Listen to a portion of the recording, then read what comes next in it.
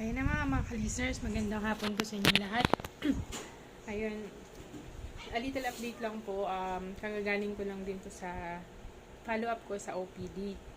So, ayun, kwento lang po. So, nag-follow up po ako sa ortho and good news dahil ayun nga, tinanggal na po yung tahi sa paa ko. So, eto, tinanggal na po yung tahi and very good daw po yung healing, sabi ni Doc Kai. Hello po, Doc Kai. Siya po yung nag-opera sa akin noon. Isa sa, kasama niya si Dr. M. Ayan. So, maganda nga pala. Akala ko kasi may infection na.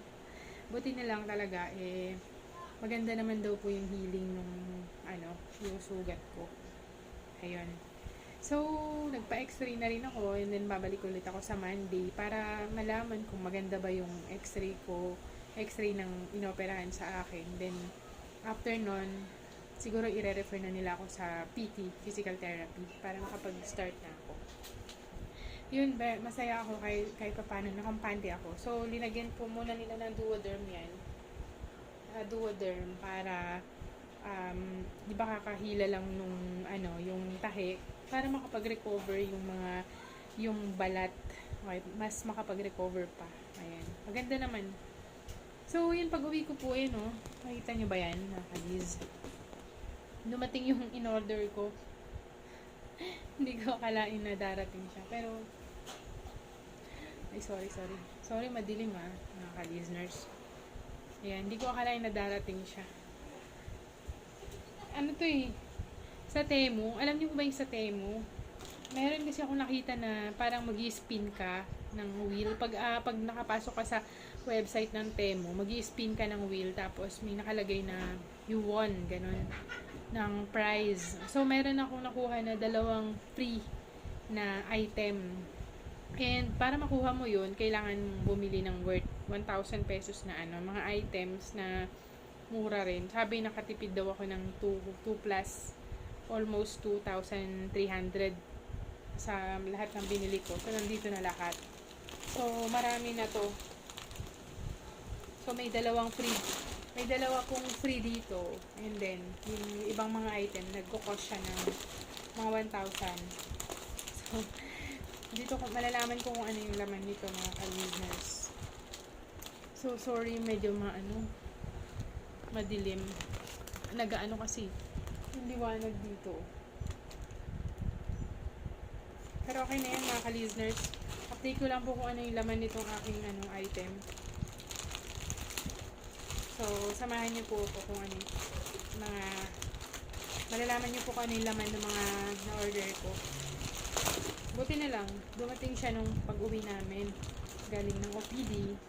Mga 30 minutes lang dumating na siya.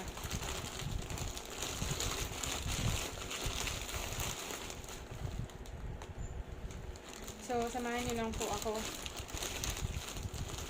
Ano ba, may gunting pala ako dito Tensya na po So, may gunting pala ako. Pakahirap ako sa Yung iba magagamit ko naman. Actually, hindi naman ako mahilig na magbumili ng mga item online. Unless pagka kailangan ko siya. For example, noong nakaraan, bumili po ako ng mga bond paper. Tsaka bumili ako ng ink. Pero yung mga item, bihira lang akong bumili. Ngayon lang talaga. Sinubukan ko lang kasi. So, meron po akong towel. Actually, siguro ilang dekada na rin. Matagal akong hindi bumibili ng towel. Kasi may towel ako din. Sobrang nipis na. So, may towel ako. Tingnan nga kung maganda yung quality. Yun. Ang ganda, mga kalis, Yun, very good. Magagamit ko to. May kapalitan na yung towel ko. Ang ganda, mga kalis, no? So, may towel ako ngayon. Bago. Next. Ano ba to?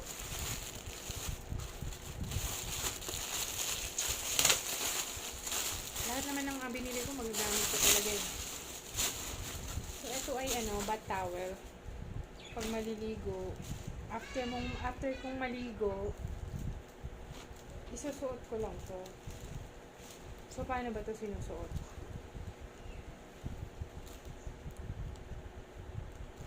Parang ganito yung halizi, oh. Wait lang po, ah. Parang ganito ata siya. So, after kong maligo, igaganon mo lang.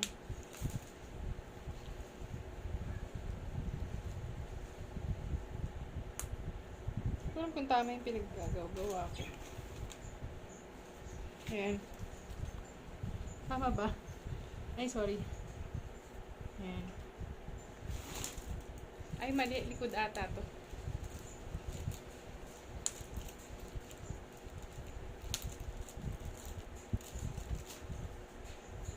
So, ayun. Habang halimbawa, bago ka maligo, or after mong maligo, ito yung pinaka-towel mo. Ganyan. Ay, hindi ko alam. Basta likod ata to. Ayan, meron akong bath towel. Ay, bathrobe pala tawag doon mga ka-listeners. So, ang dami pang labi. Ano ba to? Ito na mga listener. Ito yung libre dito sa nakuha ko. Alam nyo po, hulaan nyo kung ano to. Ano kasi to? Mahilig kasi ako magtanim-tanim. So, kaya nag-order ako kay tatay ng ng kain ng kalabaw tsaka yung carbonized rice hull. So, ito yung gagamitin kong taniman. Yan. So, soon i-vlog ko po ito pagka nakompleto ko yung mga gamit. Ano po ito eh? Meron po siyang dyan mo ilalagay yung buhangin, ay lupa. Tapos makakapagtanim na ako dito ng maraming mga gulay. Ilalagay ko sa labas to ng bahay. Sana hindi mawala. Yun. So next,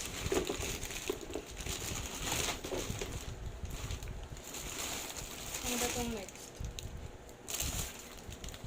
Baka na to. Ay, ito. So, isa to. Ito yung isa pang free kasi dalawa yung free na nakuha ko sa Temu. Ganito pala to. Ang laki. Ayan.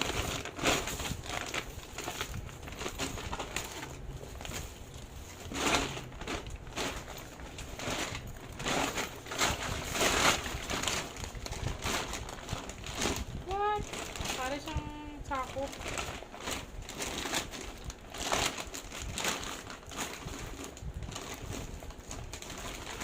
Ano kasi ito? Ang laki pala nito. Kala ko maliit lang. Parang kasing size lang siya ng ng drum. Pero, ito kasi alam niyo po ito, ano po ito eh, yung parang lalagyan ng compost. Siguro lalagay ko na lang ito sa bahay namin. Hindi na magkakasya yan dito sa dito. Kala ko small lang siya. So, dadalhin ko ito kila nanay siguro. Kasi may space dun sa taas. Dito, pabubulokin mo yung mga yung mga pinagbalatan ng prutas, gulay, mga ito yung dahon ng punong kahoy. Tapos, lalabas na lang siya dito sa baba. Kapag ka meron ng yung natunaw na compost. Kasi parang hindi ko siya nagustuhan kasi ang laki. So, kaya mo na. Diyan na yan. Next. Ito naman po ay ang laki pala nito. Chopper. Wala, kala ko maliit lang.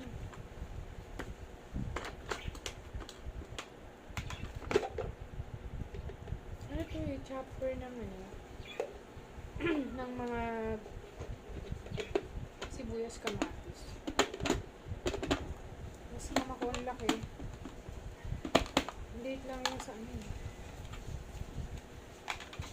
So, paglagay mo yung yan.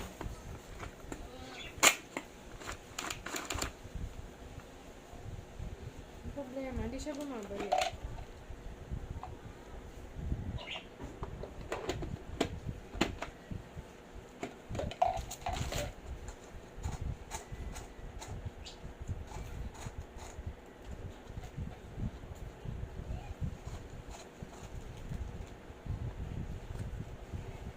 So, yun na nga. Hindi ko na alam kung ano nangyari dito. Parang ano to, may sira. Ewan ko lang. Hindi siya bumabalik eh.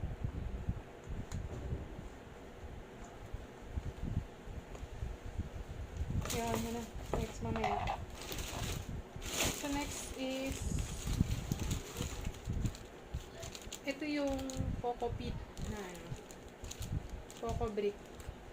So, magtatanim ako dito mga ka-listeners ng pechay. Papatubo muna ako dito ng pechay. Para siyang ito ay ano.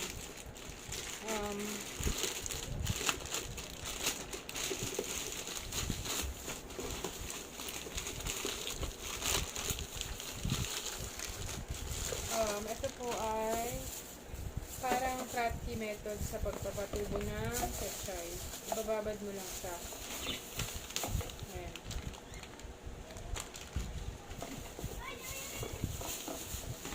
Ayan. Lalagyan mo ng tubig dito. And then, dito yung pinakatakip niya. Tapos, ito yung mga ilalagay dyan. Para nakalutang. Ayan. 2, 3, 4, 5, and 6. Ito try ko magpatubo dito ng pechay mga ka-listeners. Tapos, ewan ko kung ano to.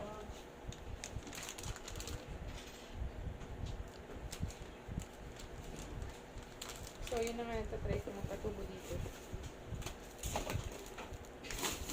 So, yun lang yung laman. Ang daming mga ka-listeners na order. Oh. So, yun na nga. Alam niyo naman yung nasa dugo ko na ata yung pagtatanim ng mga gulay-gulay. Kasi si tatay mahilig magtanim sa farm. Sa probinsya ng mga palay, saging, papaya, gulay, yan. Si nanay naman mahilig sa yung mga halaman na namumulaklak. So, both parents ko ay meron pong kaugnayan sa pagtatanim. Kaya, nurse ako.